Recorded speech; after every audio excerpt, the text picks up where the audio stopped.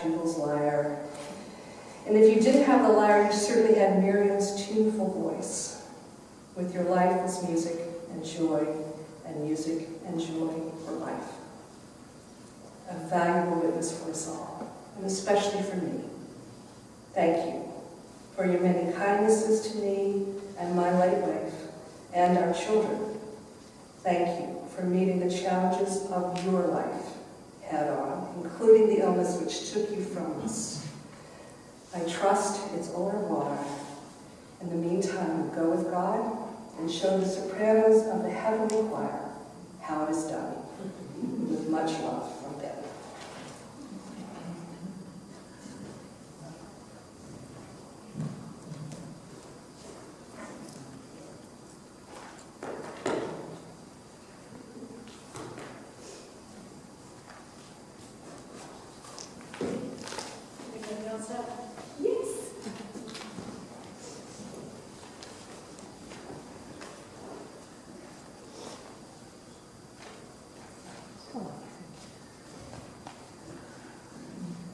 Hi, I'm Mira. I'm Nish's daughter. And so I didn't grow up with Beth, but Beth joined our family. We joined her family when I was in my 20s. And mostly what I want to do is express my gratitude to her. My father was born in Eastern Europe. He lived through dreadful times and came to America to be a scholar. And he met my mother, and they had 3 kids and then divorced. And I think he was a bit lost. He had 3 teenage children who all read Mad Magazine, who were really smart Alex. And this cultured European man didn't really know what to do with us. When he met Beth, he was in awe. And I went with him to a concert once where he often spoke before the concerts and told people what they needed to know about the music. And at the end of the concert, I was driving him home, and he was talking about that. And he said, you know, she knows music much better than I do. Her ears are much better than mine. And from my father, that was the highest praise. I'm grateful that our family's connected. I'm grateful that Beth put up with my dad. I'm grateful that the prince found his princess, and I will miss her dearly.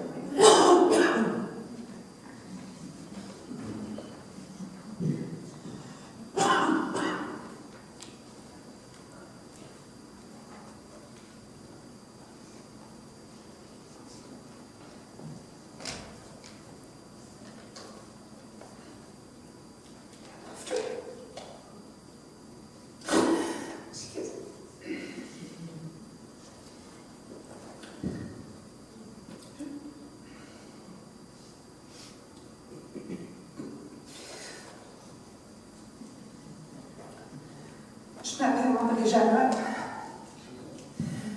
and a couple of wonderful stories to share with all of you. You were at the end. I remember working at Bridgewater and introducing myself in a room. I said, "Bonjour, Elisabeth. Je m'appelle André." And she went, "Finally." And she says, "Where are you from?" She says, "Certainly not from France." I said, "No, from Quebec." She was like, "Wow, talk to me." And we shared so many beautiful things. We shared croissant au chocolat, Lindt chocolate, which we hid because the aides would come in and eat her chocolate. And I'm like, "No, this is for you." And she says, "That's okay." And then I'd visit her before supper, and I said, "It's time for un petit chocolat," because Mish supposedly always had this piece of chocolate before supper. So, welcomed me in her life. Beautiful voice, even at the end. If you could close your eyes, you could hear that angelic voice.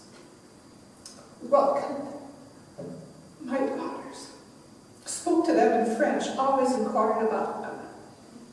So, you may not know somebody for a very long time, but that small moment is the world. And I thank you for sharing that.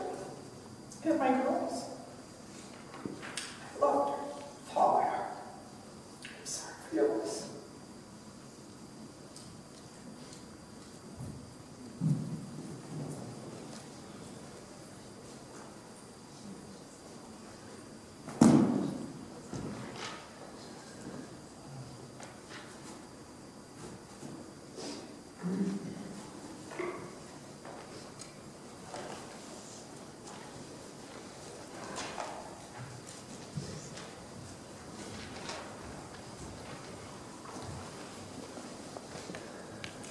I'd like to say a couple of things about that.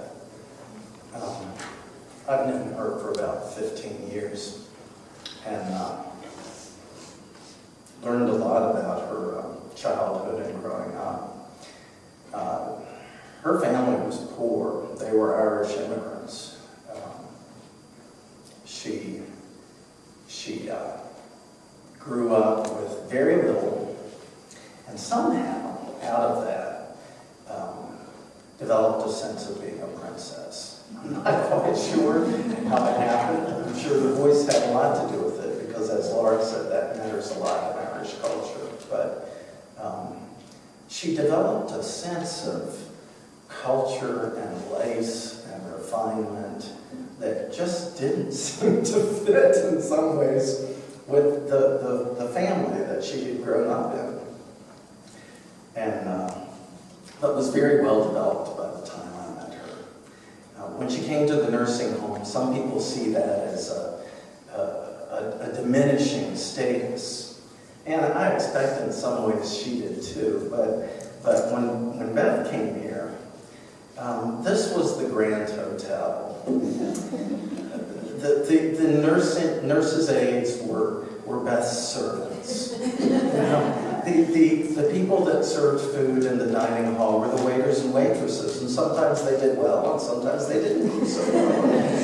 And she would comment on that. She had a regal air, and she also had a sense that when it came to parenting, she hadn't always been so attentive. So when Laura and I announced that we were going to get married and talked with them about it, I've never had another experience like this quite in my life, but she took me aside and she asked me my intent. And this was, she said, and I kind of wondered what she was doing, and she said that she was just concerned that she hadn't always scrutinized the men in Laura's life enough, and that maybe it was late, but maybe this was the time to do it. I think I passed the test for her. And another thing that was always remarkable about her, for all of the French and the singing and the culture and refinement and everything, this was a woman who could compete in a belching contest and just smile at the end of it like she hadn't done anything that was unusual or unrefined at all. So Laura's going to sing a little number, and this just occurred to us the other day. It's This morning. yeah, actually. But I was putting together the slideshow, and there was this one thing that I had a photograph from it. It's from a Toronto paper covering Beth Corrigan and her teacher, and this is how it goes. It says, "Many people have the idea Irish ballads are the exclusive property of Irish tenors. But they are obviously folk who haven't heard Beth Corrigan, 22, the petite, pretty brunette whose parents hail from the Emerald Isle, give these winning songs that authentic ring. One of her best love is the county song, I Know Where I'm Going.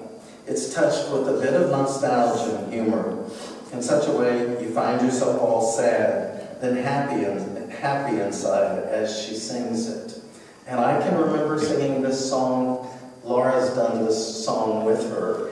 And if you listen to the lyric of the song, it was just remarkable that we were looking back at a newspaper clipping from when she was in her 20s, identifying that song, and that the very last thing Beth did was announce to me that she had finally decided who she was going to marry. It was remarkable.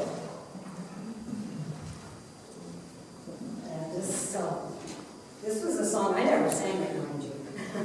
My mother sang it, and I know Beth Corrigan nor am I Betty Ford. But when Carl mentioned that it was this song this morning, I thought if I didn't just faint dead away or have a panic attack, that I'd give it a shot for my mama. You'll see why.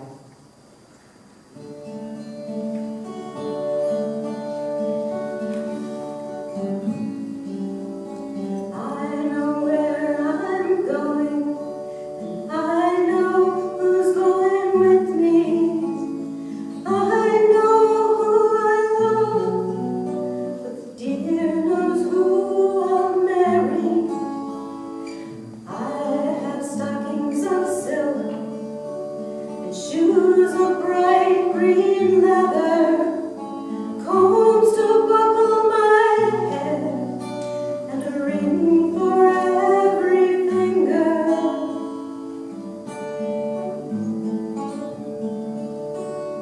Feather beds are soft, and painted rooms are bonny, but I would give them all to go with my love Johnny. Some say that he's dark, but I say that he's bonny, the fairest of them all, my handsome, winsome Johnny. I know where I'm going, and I know who's going with me. I know who I love, but the dear knows who I'll marry.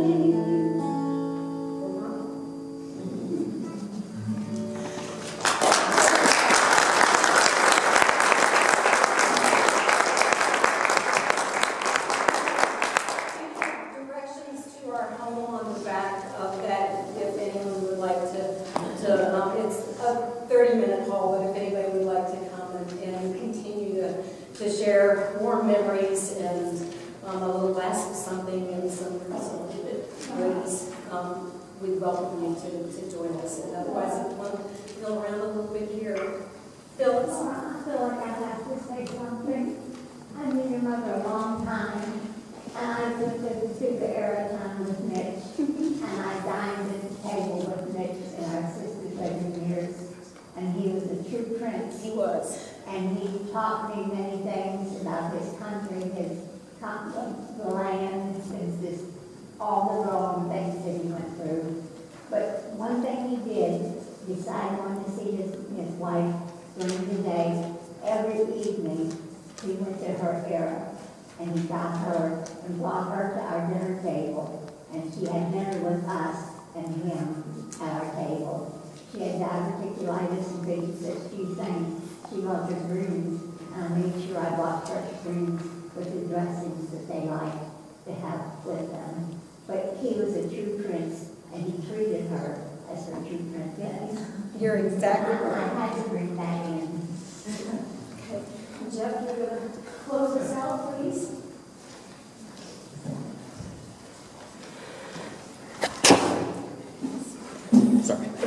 Laura, when we spoke the other day, you made reference to your mom's peaceful exit from this world. Those were your words. A peaceful exit is a delightful way to identify the transition from this life. Not all are so fortunate, but such an exit seems fitting for Beth. My memories of her all resonate with a peaceful and gracious, not exit, but welcome and reception.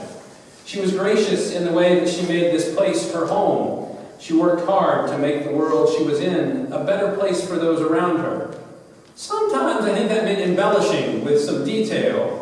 and it often meant receiving those who were around her with grace. She had an amazing ability and outlook on life that throughout her life reiterated the theme of overcoming suffering and perseverance. When I first met Beth, she welcomed me into a room. She was one for whom there was always a place of welcome. The door was never always open, but it was always a place of welcome.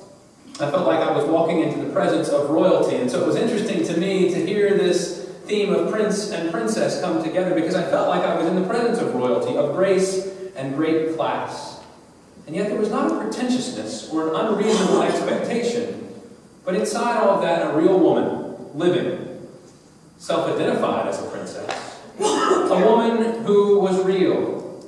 And while in the last period of her reality was in a different world than most of us, she didn't let that keep her from living.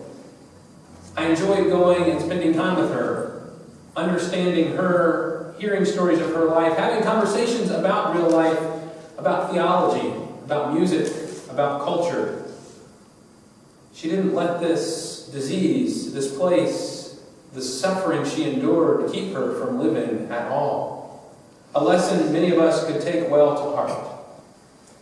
It's interesting in this season, a season where those of us connected with the Christian tradition identify with grace, loyalty, and finding good news amidst what otherwise might be a quite overwhelming and sad situation.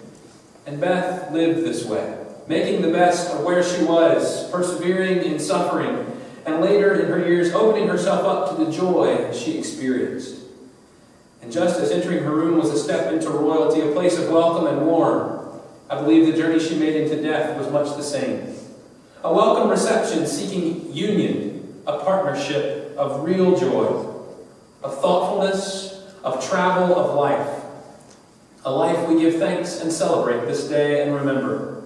This season we celebrate of life. A life well lived and the promise of life. My son is a preacher's son, and I have two of them. My oldest is the well-behaved, good child. The other one, well, he's good too, just in a different way. But our oldest one has his mother's tender heart. And recently we have nativities in our house, and at Christmas time, the good preacher's family puts up all the nativities. And Gabe, our oldest, recently discovered that one of the nativities didn't have a manger.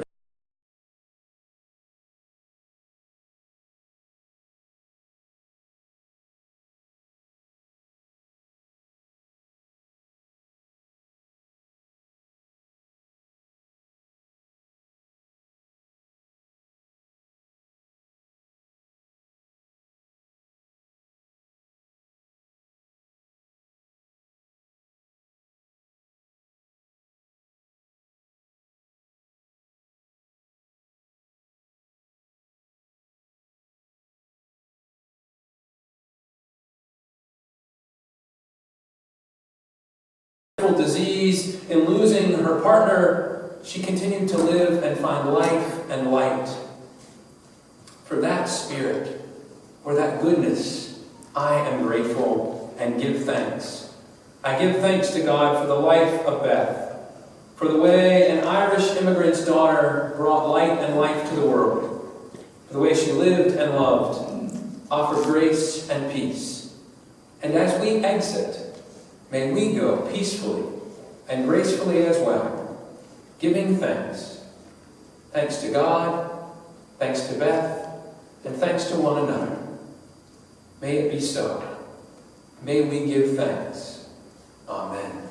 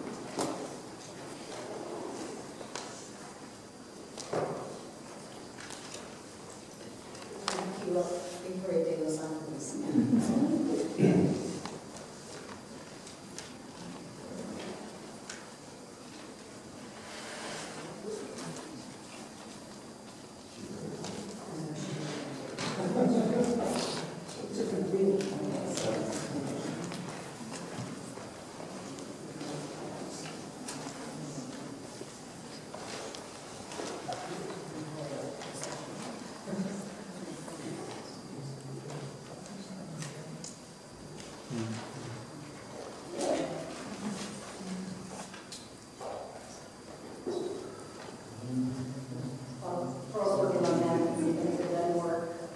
Thank you all so much for coming today. And my mother could not have received better care than here at Bridgewater with the nurses' aides and all the staff who were as sweet to her as if she was their own family member.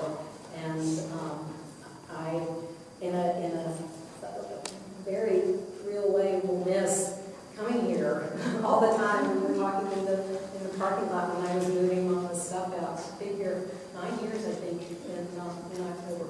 So a long, long time. And if you are of a spirit and have the time, if you like to come and join us at home this afternoon once we pack up our stuff.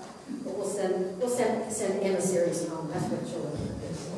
So we'll send our emissaries home. Does it work? Or are you going to process this out? When the computer says PC not responding, it's nice to have a brother. Take that home and go on YouTube and listen to Victoria de los Angeles' Power Reckoning, the PA music. It's absolutely lovely. And just tell her that it really did play. Just play it later. Thank you all so much. You know,